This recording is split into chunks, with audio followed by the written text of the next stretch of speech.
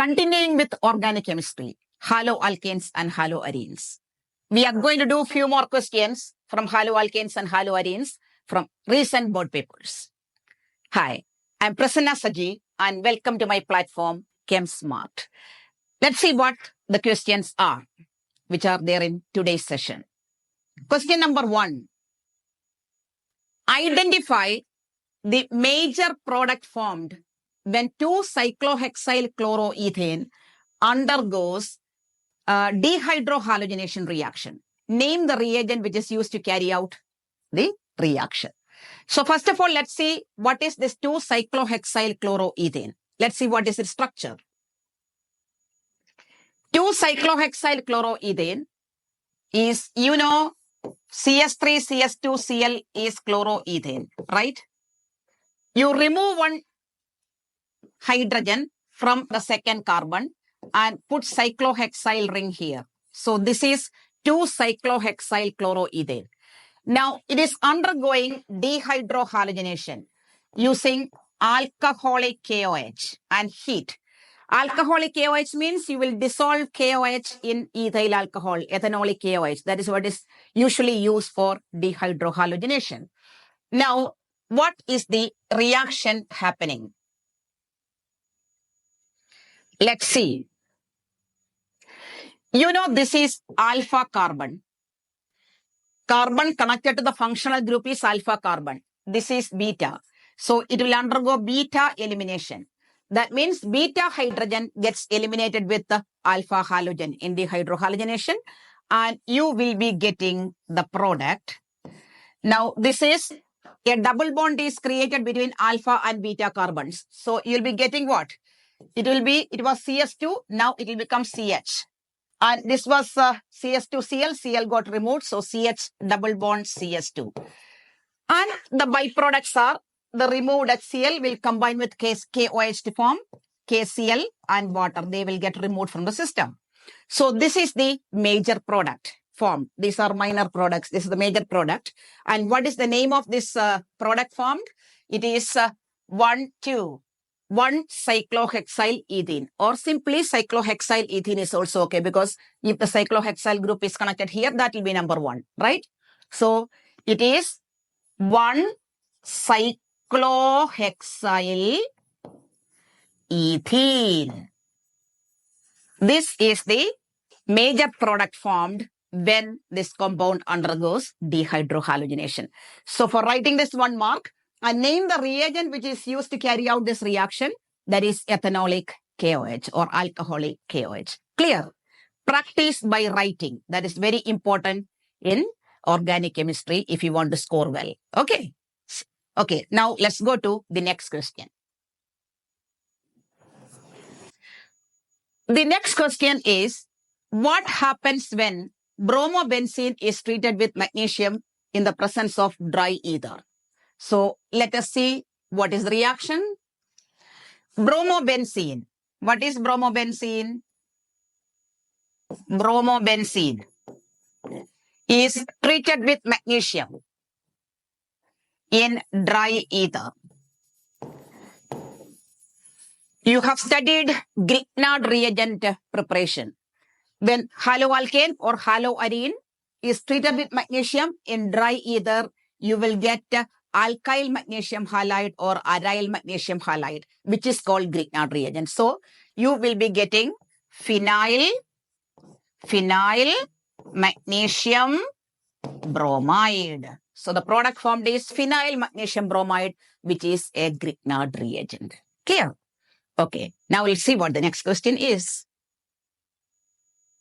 The next one is conversion. Actually, the same question. Even the previous question is there in the textbook. This is also from textbook exercise of haloalkanes and haloarenes. Write the equations for the preparation of 1-iodobutane from, first one is 1-chlorobutane. So let's see how to do it.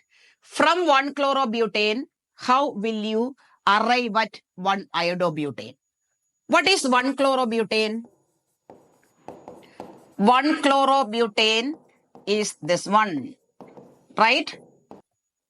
1-chlorobutane. You want to convert it into 1-iodobutane. So chlorine should go out iodine should come in. That is, there should be halogen exchange. And if you want to prepare an iodide by halogen exchange, we can use Finkelstein reaction. You have studied it. So you can add NaI in dry acetone. So what will happen? The Cl will get replaced by I and minus NaCl. NaCl will get removed. Chlorine gets replaced by iodine. There is a halogen exchange between chlorine and iodine, and you will get 1-iodobutane. So the reaction involved in this conversion is Finkelstein reaction. Clear? Halogen exchange, where chlorine or bromine are being replaced by iodine by using sodium iodide in dry acetone. Clear? Great. Now let's see what the next question is. But-1-ene to 1-iodobutane. So let's see but-1-ene. What is but-1-ene? But-1-ene is CS3, CS2, CH double bond CS2. This is but-1-ene. Some students think, okay, we will do one thing. We will add HI, hydrogen iodide, to but-1-ene in the presence of peroxide to get 1-iodobutane. But that's wrong, because HI cannot undergo anti-Markovnikov addition. You have studied in class 11, anti-Markovnikov addition is a free radical mechanism, and there it is applicable only for HBr. Remember? So you have to convert this into 1-bromobutane first, using anti-Markovnikov addition in the presence of peroxide. Once you got 1-bromobutane, then you change it into 1-iodobutane, like what we have done before in the case of chlorine. That is Finkelstein reaction. So what you have to do first is, first you convert this into 1-bromobutane. That is, add HBr in the presence of peroxide. Then what will you get? You know, anti-Markovnikov addition means what?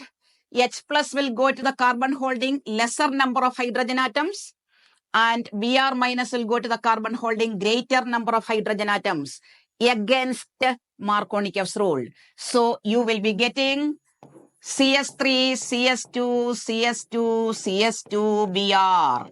You got 1-bromobutane. Clear? Once you got 1-bromobutane, what you can do?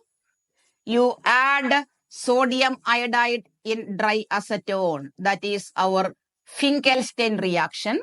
Halogen exchange will happen, and you will get CS3, CS2, CS2, CS2I.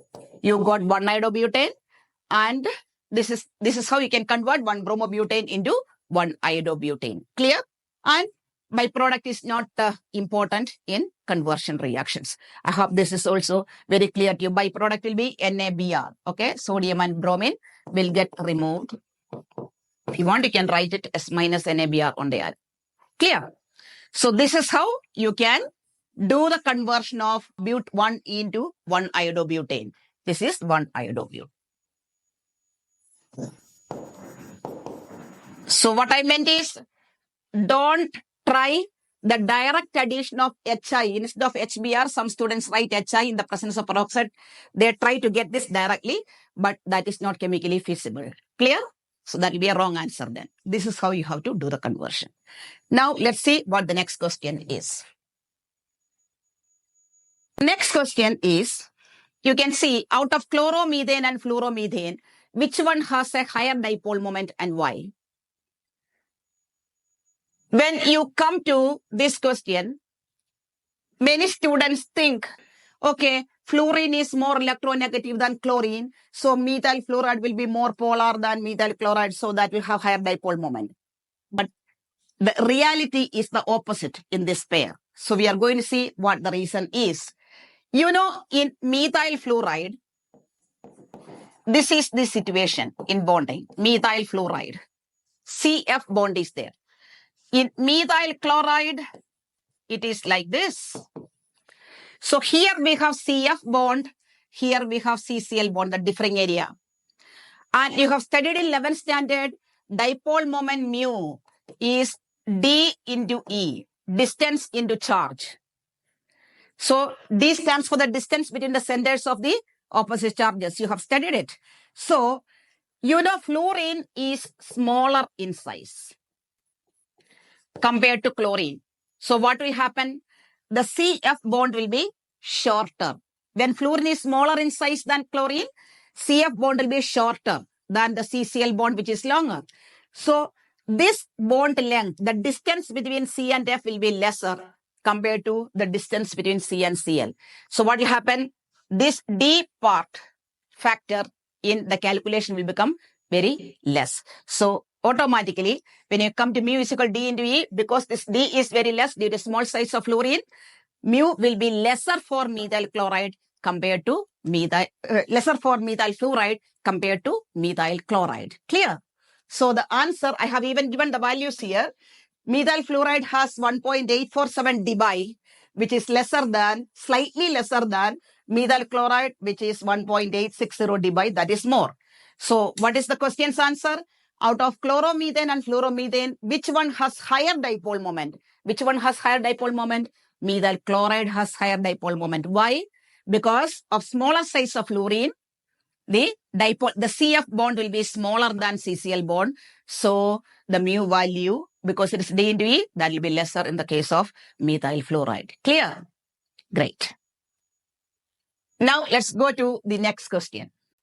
The next question is, name the suitable alcohol and reagent from which 2-chloro-2-methyl propane can be prepared.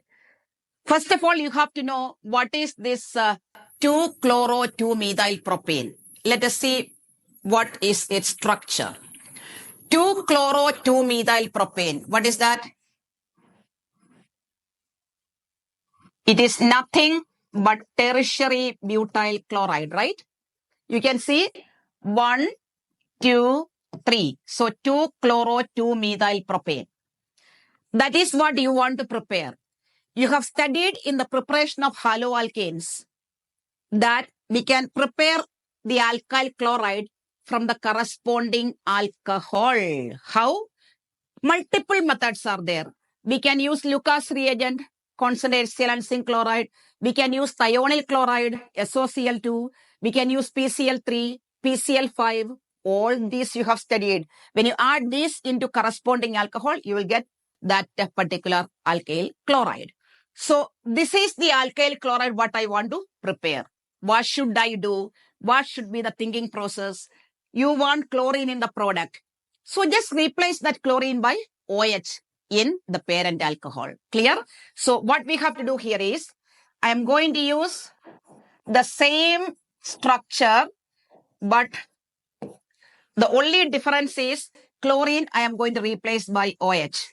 That means I will be using tertiary butyl alcohol, common name, or 2-methyl propan-2-ol. That is the alcohol what we are going to use. And what is the reagent?